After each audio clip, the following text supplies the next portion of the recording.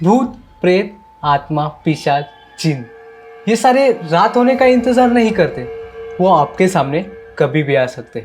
अगर आपका टाइम खराब चल रहा हो तो आपका इनसे बच पाना बहुत मुश्किल है। तो आज मैं एक ऐसे ब्रिज के बारे में बात करने वाला हूँ, वो बहुत ही हॉन्टेड है और दिन हो या रात वहाँ एक्सीडेंट होते ही रहते हैं। अब आप कहेंगे कि एक्सीडेंट तो हर जगह होते हैं, हर ब्रिज पे होते हैं, पर ये ब्रिज थोड़ा उनसे अलग है। वहाँ बहुत ही नेगेटिविटी फैली हुई है और ये मैं नहीं कह रहा, वहाँ के लोग कह रहे हैं। और मेन चीज़ ये है कि वहाँ ज़्यादा ट्रैफिक नहीं होती, वहाँ गाड़ियों की भीड़ नहीं रहती। एक सिंगल गाड़ी का भी एक्सीडेंट हो जाता है। कई लोगों ने तो उस ब्रिज पर लोग जाते हुए देखे हैं और वही लोग आगे जाके गायब हो जाते हैं। और तो ये ब्रिज के नीचे से अलग अलग आवाज़ें आने लगती हैं। तो क्या हुआ था असल में उस ब्रिज पर और क्यों ऐसी घटनाएं होती रहती है? अगर आपको हमारी कहानियाँ सुनना पसंद है तो हमारे चैनल को सब्सक्राइब कीजिए। तो हेलो दोस्तों, आपका हमारे दस्तक क्राइम की में फिर से एक बार स्वागत है। तो चलिए कहानी की तरफ बढ़ते हैं। तो हम लोग जिस ब्रिज के बारे में बात कर रहे हैं वो है पुणे सिटी में और उसका नाम है होलकर ब्रिज। तो ये कहानी है रमेश की। रमेश खड़की गांव में रहता था और उसका जॉब था पुणे में। तो उसका आना जाना उसी ब्रिज पे था और उसी ब्रिज का नाम था होलकर ब्रिज।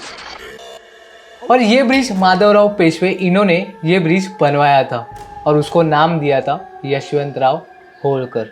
कई लोगों को पता था कि ये ब्रिज बहुत ही हॉन्टेड है, तो वहाँ के लोग क्या करते थे कि रात में इस ब्रिज से जाना इग्नोर करते थे। और रमेश को भी इसके बारे में थोड़ा बहुत तो मालूम था, लेकिन रमेश इसे फेक मानता था। इन सारी चीज़ों पर वो विश्वास नहीं रखता था। तो वो एक दिन ऐसे ही अपने दोस्तों के साथ नाइट आउट के लिए विमान नगर में गया और वो अकेला ही था खड़की गांव से। उसके साथ आते वक्त कोई नहीं था क्योंकि उसके फ्रेंड उसी एरिया में रहते थे। नाइट आउट का प्लान बनाया है तो वो लोग इधर उधर घूमेंगे, मॉल में जाएंगे, यहाँ वहाँ रात में पूरा दिन गुजरेंगे और अपने अपने घर चले जाएंगे। तो वो सब लोग यहाँ वहाँ घूम ही रहे थे, एंजॉय कर ही रहे थे। लेकिन उसमें से एक दोस्त का घर से फ़ोन आता है और फ़ोन पे उसकी आई होती है। वो कहती है कि मेरी तबीयत थोड़ी ख़राब है और पापा भी घर पे नहीं है, वो नाइट ड्यूटी में गए हैं, तो तू जल्दी से घर आ जा। तो अब ये सारी चीज़ें वो अपने दोस्तों को बताता है। अब ये सुन के वो लोग थोड़ी बोलेंगे कि भाई रुक जा, नहीं तू मत जा। तो उन्होंने कहा ठीक है, तो चलो हम लोग सभी घर जाते हैं अपने अपने। और रात भी इतनी हो चुकी थी कि सब अभी बंद हो चुका था, मॉल से लेकर दुकान तक पूरा एरिया शांत था और वो बस 4 ही फ्रेंड थे और वो घाई घाई में निकल ही रहे थे। तो उसमें से एक दोस्त बोलता है कि रमेश, तू उसी ब्रिज से आता है ना हर रोज़? रमेश कहता है हाँ, क्या हुआ? तो सब लोग हंसने लगे। रमेश उन्हें कहता है कि मैं तुम लोग जैसा नहीं हूँ डरपोक। मैं कितनी बार इसी ब्रिज से 2 या 3 बजे गया हूँ, लेकिन रमेश को पता था कि मैं झूठ बोल रहा हूँ इनसे, क्योंकि मैं कभी इस ब्रिज से 2-3 बजे नहीं गया हूँ। अब सब लोग निकल गए, रमेश भी निकल गया। वो बस मन ही मन सोच रहा था कि क्या है उस ब्रिज पर। वो ब्रिज सच में हॉन्टेड है और उसके गाड़ी चलाते वक्त वो बार बार वही सोच रहा था ब्रिज के बारे में। पहले तो वो कुछ भी नहीं सोचता था इस ब्रिज के बारे में, लेकिन अब दोस्त ने कहा है तब उसके दिमाग में बस वही चल रहा था। और वो सोचते सोचते उस ब्रिज के यहाँ पहुँच गया और वो गाड़ी ब्रिज के थोड़ा पीछे रुका देता है और ब्रिज के तरफ बस देखने ही लगता है। अगर आप रमेश की जगह होते और आपको कोई बोले कि उस ब्रिज से थोड़ा संभल के जाना, तो आप उसके तरफ जाते या नहीं? ये हमें कमेंट में बता दीजिए। वो ब्रिज के तरफ देख ही रहा था और वो देख रहा है ना गाड़ी आ रही है ना गाड़ी जा रही है, बस मैं अकेला ही इस ब्रिज पर खड़ा हूँ। आजू बाजू पूरा सामसूम एरिया है, कोई दिख नहीं रहा। पूरे ब्रिज पर सन्नाटा छाया हुआ था, थोड़ी बहुत हवा चल रही थी, पर सडनली टेम्परेचर ड्रॉप हुआ और ठंडी हवाएं चलने लगी। मतलब एक नेगेटिव फील जैसी, क्योंकि गर्मी चल रही थी और फटक से ये ठंडी हवा कहाँ से आई? और रात में थोड़ी बहुत हवा तो गर्म रहती ही है। रमेश को लगा शायद नीचे रिवर है, इसकी वजह से वो थोड़ी ठंडी हवा आने लगी है, पर शायद वो जानता नहीं था कि रिवर की वजह से वो ठंडी हवा नहीं आ रही थी। और मैंने भी आपको बोला था कि सडनली टेम्परेचर ड्रॉप हुआ और ठंडी हवा आने लगी और ये पहला सिग्नल था कि आप उनके एरिया में एंटर हो चुके हो, उनकी एंटिटी आप महसूस कर रहे हो। रमेश अभी ये सोच रहा था कि अब जितनी भी स्पीड से मैं जा सकता हूँ यहाँ से मैं निकल लूँगा। पर आप सोचते कुछ हो और होता कुछ अलग है। वैसे ही रमेश के साथ हुआ। वो जैसे ही अपनी गाड़ी चालू कर रहा था, पर जैसे ही गाड़ी चालू हो रही थी थोड़ी देर बाद वापस बंद हो रही थी। उसने यही 2-3 बार ट्राई किया, लेकिन गाड़ी स्टार्ट ही नहीं हो रही थी। अब आप कहेंगे कि ये तो मूवी में भी होता है। हाँ, लेकिन यहाँ भी यही हुआ।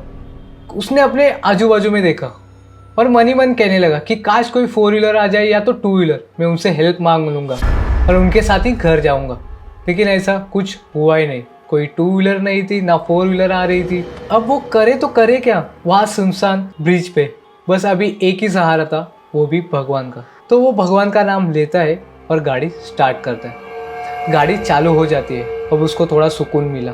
अब गाड़ी जैसी स्टार्ट हो गई है, वो आजू बाजू देखता नहीं, सीधा स्पीड में निकल जाता है। वो आधा ब्रिज क्रॉस करने ही वाला था। उसके सामने सडनली एक छोटी बच्ची खड़ी हो जाती है। वो इतने स्पीड में था कि वो अभी उसे टकराने ही वाला था, पर वो गाड़ी साइड में लेता है और आगे जाके रुक जाता है। वो फटक से हेलमेट निकाल के अपने पीछे देखता है, तो वहाँ पे बस कोई नहीं था। तो वो लड़की कहाँ से आई? अब इसी ब्रिज की एक खास बात बताता हूँ। इसी ब्रिज के बाजू में ही एक कब्रिस्तान है और ये रमेश को भी पता था। तो इसके लिए वो ज़्यादा टाइम वहाँ नहीं रुकता, वो फटक से निकल जाता है। वो ब्रिज के एंड में पहुँचने ही वाला था, तो पीछे से उसे आवाज़ें आने लगी, मुझे छोड़ के मत जाओ, मुझे बचा लेना। पर ये आवाज़ें आने के बाद भी रमेश पीछे नहीं मुड़ के देखता, वो सीधा चला जाता है। जैसे ही वो ब्रिज के एंड में पहुंचने ही वाला था, तभी उसको वही लड़की एक कोने में खड़ी हुई दिखाई दी। वो डर के मारे जैसे तैसी गाड़ी चला के अपने घर पहले पहुंच जाता है और सीधा जाके सो जाता है। अब सोने के बाद भी उसे नींद नहीं आ रही थी, पर सोते हुए भी उसे वही दिख रहा था और वो मन में कह ही रहा था कि ये सब मेरे साथ सच में हुआ या ये सब एक दिखा हुआ था। ये सोचते सोचते उसे कब नींद लगी उसे पता ही नहीं चला। सुबह उठ के वो पहले अपने दोस्तों के पास गया और उन्हें ये सब सारी बातें बता दी। और वो सब लोग शॉक नहीं हुए वो सुन के, क्योंकि उन्हें पहले से ही पता था कि वो ब्रिज हॉन्टेड है। बस ये रमेश को फेक लग रहा था और आज यही घटना उसके साथ घटी। तब जाके उसका विश्वास हुआ। तो दोस्तों, अगर आपको ये कहानी झूठ लग रही है उस ब्रिज के बारे में, तो मैं आपको 2 लिंक देता हूँ जो कि इन्होंने वहाँ की इन्वेस्टिगेशन करी है। तो डिस्क्रिप्शन में लिंक है, आप जल्दी जाइए और देखिए। तो मिलते हैं ऐसी हॉरर मिस्ट्रीज कहानी में। तब तक के लिए बाय।